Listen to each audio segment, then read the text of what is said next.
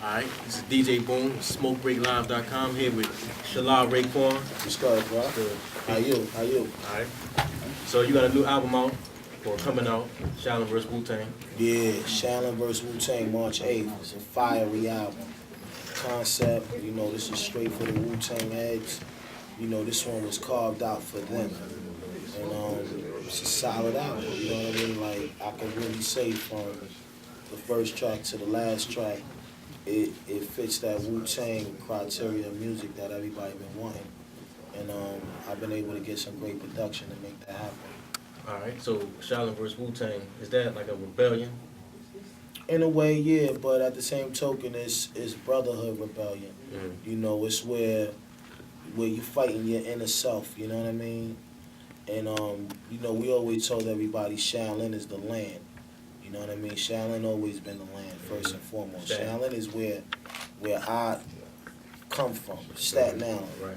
And before I was Wu-Tang, I was street Staten Island representative. Right. And, that taught me how to really shape and mold my style and, go through everything that I had to go through as a kid to be who I am today.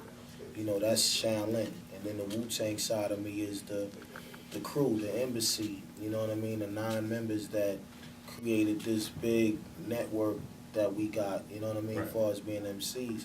And we just basically having an issue right now, you know what I mean? And the issue is just, 2 schools that's not feeling one another right now. They challenging one another. It's creatively? Creatively, mentally, you know what I mean? Only because, I don't know if you've seen the SHAOLIN vs. Wu-Tang movie, but the 2 schools was beefing because one school felt like whose style is better. You know what I mean? So me trying to say that I'm better than anybody from Staten Island or whatever is like, that's just an ego thing as far as being a Wu-Tang member. Right. But Shaolin is also, to me, the mental side of what Wu-Tang used to be. When we was all together and we was all, you know what I mean, rocking and rolling the way we was when we first came out. That was the Shaolin side, because we was repping Shaolin all the way. And like I said, at the end of the day, the moral of the whole shit is that, I paint this picture through the music like as if I was in them karate flicks. Right. Describing what we're going through. And, it's filled with different rides on it, you get to listen to some killer hard shit. You get to listen to some shit that still sound fruitful, and you know what I mean? It gives you a past remembrance, you know what I mean, of us when we was doing it back then. The sound, the beats, the beat selections, the skits and all of that. All of that was crafted out to make the album be even more interesting, and I never really done it to that level before as far as trying to create a Wu-Tang sound in an album. That's a big task though, but I feel like being in the game for as long as we've been, I would be able to get it done, and I think that we did a great job. All right, like, I know when you first came out, and, you say all the kung fu sound effects, they made me actually go search for the movies and watch these movies over. Yeah. Do you think today's youth can identify with all of that? I think they could if they really just open their minds up to it, you know what I mean? I think right now, TV has just really driven everybody into this party lifestyle, and it kind of makes you feel like at the end of the day, people, that's all they want to listen to. They don't see that there's more to looking at television to see other things. And I think that the karate flicks back then was just, they were speaking on lives that's the same shit that we going through now. It's what they's going through, revenging their brothers, you know what I mean, brotherhood, loyalty, betrayal, trust. You know what I mean? It's like they was always telling the story, but it was just coming from the Chinese aspect. But it just comes to show you that we no different from them and they no different from us when it comes to principles in the world. You know what I mean? And I would look at these movies and, they was interesting to me. You know what I mean? If family was family and somebody came in and broke the code, and, it was showing you in them karate flicks. So I would love to see kids open up their mind and getting into that. Plus, you might learn how to combat, you know what I mean? We was listening for combat too. Because I remember what we used to do was kick each other. You just see, I know where they come kick you in your back. You know what I mean? But it was fun though. But at the end of the day, we would do the same thing, and you know, it was just a lot of things, man, that we enjoyed about it. The kid with the golden arm, you know what I mean, where his arms was like, you know, they was flooded in gold, like, you know, it was just certain things that we liked about it. The 5 deadly venoms. Return You know, of they the all Five. was from a certain school. They all was from a certain school, but never knew each other. You see what I'm saying? Like, it just had so much interest to us back in the days that we didn't care about. It's only about so much you could look at sports, so much you could look at cartoons, so much you could look at this. But now, it just seemed like TV is more just based on reality TV, watching motherfuckers just, you know, do certain things to say, okay, like that's live, like that's really a show that's really breaking the thing. Like, come on. And I ain't hating on nobody, but at the end of the day, that ain't enough to keep me watching TV. Number one. I mean, I understand everybody want to get a dose of reality TV, but god damn, it ain't that serious to just watch somebody else fucking life. You know what I mean? I'd rather watch some movies that, you know what I mean, that I could relate to on another level of just outside of whoever that popularity person is. Cuban Linx 1, about what, 14, 15 years later, Cuban Linx 2. Why did it take so long? Why did you revisit the title? And what do you think was different about your creative process then and now? Well, you know, the difference now is that I'm able to move and, you know, now I'm in it. You know what I mean? It's like going to school, you know what I mean? You go, you know, once you realize you done did elementary school, then you go to a junior high school. Junior high school or high school to college. I feel like now I'm in college with this shit, you know what I mean? Rhyming is something that I've been doing for a long time, and Cuban Linx 1, you know what I mean, just to answer your question on that, like, that was just a vibe right there, you know what I mean? That wasn't nothing that I thought that I would be requested to do again, part 2. You know what I mean? I like to just keep it moving, you know what I mean? Like that's one thing about WU-TANG. We never been that type of crew to just get stuck in one thing. You know what I mean? We want to, you know, rock the house on other different things too, and just show versatility as an MC. And when I made that album, it was like, yo, that's just the first world. You know what I mean? But everybody got caught up in that, and I appreciated it.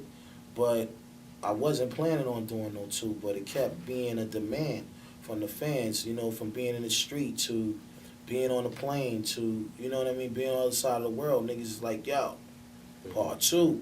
So I kind of like was ducking it for a minute, but, you know, as I was dropping other albums and shit, it seemed like people wasn't really trying to watch me grow because they wanted part 2 of this. You know, and I had dropped albums out before where they was getting bad reviews. And I thought they was pretty good albums for a cat that went off and did his own album through his own crew, you know what I mean? Because back then, like I said, my whole plan wasn't even to be a solo artist. I knew that we all had potential to be a solo artist, but when you down with a team, you like, yo, this nigga, we the Yankees, or whatever, we the, you know what I mean? You know, we the Ravens, or whatever, we one team. You know what I mean? So when it came down to niggas like, yo, you want to do a dolo album? I'm like, hold up, I don't do, you know what I mean? I'm used to just busting my nut and just keeping it moving. You know what I mean? Doing an album is more responsibility. So it was like I got pushed into that, you know what I mean? But I knew that when it was my time to do it, I knew I was going to step up and give it the best and talk about only what I knew how to talk about, which was that street shit, you know what I mean? I come from a long track record of being a hustler, you know what I mean? Just doing everything, you know what I mean? Only to survive, not like we was doing it because we enjoyed it. Nah, nigga, we trying to get money. We doing it for real, you know what I mean? If we gonna get caught, we gonna get caught for something for real, you know what I mean? And it was always about getting money, man. You know, I done even came out here hustling a couple of times, you know what I mean? Hard days of being out here. You know these niggas is nuts out here. You know what I mean? Be more. It's like, but we was still them kind of kids that come out here with a plan and know the right people to try to make it happen. But I just came in talking about what I knew. Right. You know, drug life and, you know what I mean, just living this certain kind of life. I felt like I was just talking to that particular audience. I wasn't ready for the world. I was just only dealing with niggas that was doing what I was doing. and that album just took a mind of its own. It opened up a lot of doors, you know what I mean? You know, we changed our names on the album. You know, next thing you know, you got everybody in the industry changing their names. You know, we start wearing different jewelry, and, you know, I came with the tarantula, and Ghost came with the Jesus piece. You know, Ghost was the first one with that Jesus piece. I don't care what nobody say or who got a Jesus piece. We gonna keep it funky. That man, I remember seeing that shit and was like, yo, that's hot. You know, and he's like, yeah, it's the black Jesus. You know what I mean? Because, you know, automatically somebody see it, they think of the white man's Jesus or whatever. Jesus to me is black.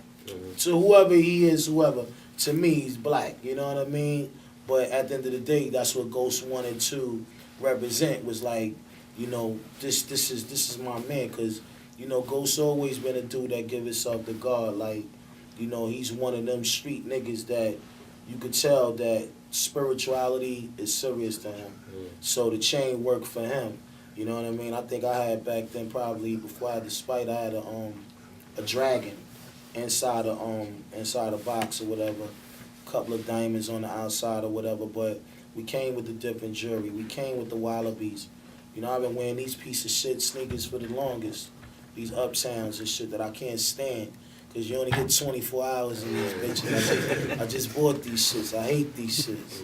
You know what I mean? But it's just little shit like that became a uniform for us and our music. You know what I mean? Talking about bubble gooses and, you know what I mean? Wallabies. You know, now I see a bunch of kids with wallabies on. I could be on the corner and see a beggar with a pair of wallabies on and be like, look, that nigga got wallabies on. Like, you know what I mean? We just was just coming with our culture and our music. And Cuban Linx was really indicating everything that we was living. So I can understand why people was, you know, infatuated with that album. But the album kept haunting me. And it was like, yo, you gotta do it, yo, should I do it? And one day I called Busta Rhymes up. Because, you know, Busta's a good friend of mine. And I asked him, I said, yo, Lord. Because, you know, we call each other Lord, like the karate flicks. You know, they be like, my Lord. You know what I mean? That's how we talk in real life, like, yo, Lord. But that ain't the only reason why, right? Nah, I mean, you know, and plus it's you know, through having knowledge of self. Right. Of course, every man is a Lord if he move like a Lord, or he have enough knowledge in his head to call himself a Lord. But I was like, yo, man, you think I should do this album? Cause I gotta get another project in, but I don't know what to do. He like, yo, Lord, you need to come with this album. So I'm like, I thought about it. I'm like, you know what I mean? And it was like, you know what? You're right. Fuck it. Let's go for it. And he even came aboard far as a real nigga, a good friend, to just be like, yo, I'm gonna help you get it together. Like, you know what I mean? Not like he felt I needed it. He wanted to help me. He wanted to be an A&R in a situation, and you know what I mean? And really, you know, make it be successful. And I was like, yo, it's all good. You know what I mean? I ain't gonna never knock anybody who's trying to help me win. You know what I mean? And he would just come with some different ideas and help motivate my movement, and it just became crazy. Everybody that comes to the smoke break for the first time has to answer the same question. So if you can remember, tell us the first time I smoked a blunt. and what was the experience? Shit was real. That's the shit that got me here today, nigga. That first little pull. Well, number one, before I smoked the blunt, because I remember when blunts first came in. But before that, I smoked the joint. My aunt put me on. You know what I mean? Shout out to aunts. They always, you know, they give you your first shot on anything. Ass, pussy, whatever. You know what I mean? She might have got me my first piece of ass. You know what I mean? But, yeah, I smoked the joint. And I was listening to the Crash Crew. We don't want to be left behind. Like, you know, I just felt like I was grown back then. And, you know, being able to smoke a joint and, you know, break your weed up on the album cover, and, you know, it was like, oh shit, I'm really into this shit. Like, and yeah, after that, me and my whole fucking block was weeded out after that. Yo, check it out. It's RAEKWON the Chef. You know what it is. Chilling with my man, DJ Boone. You know what time it is. Smoke break, nigga.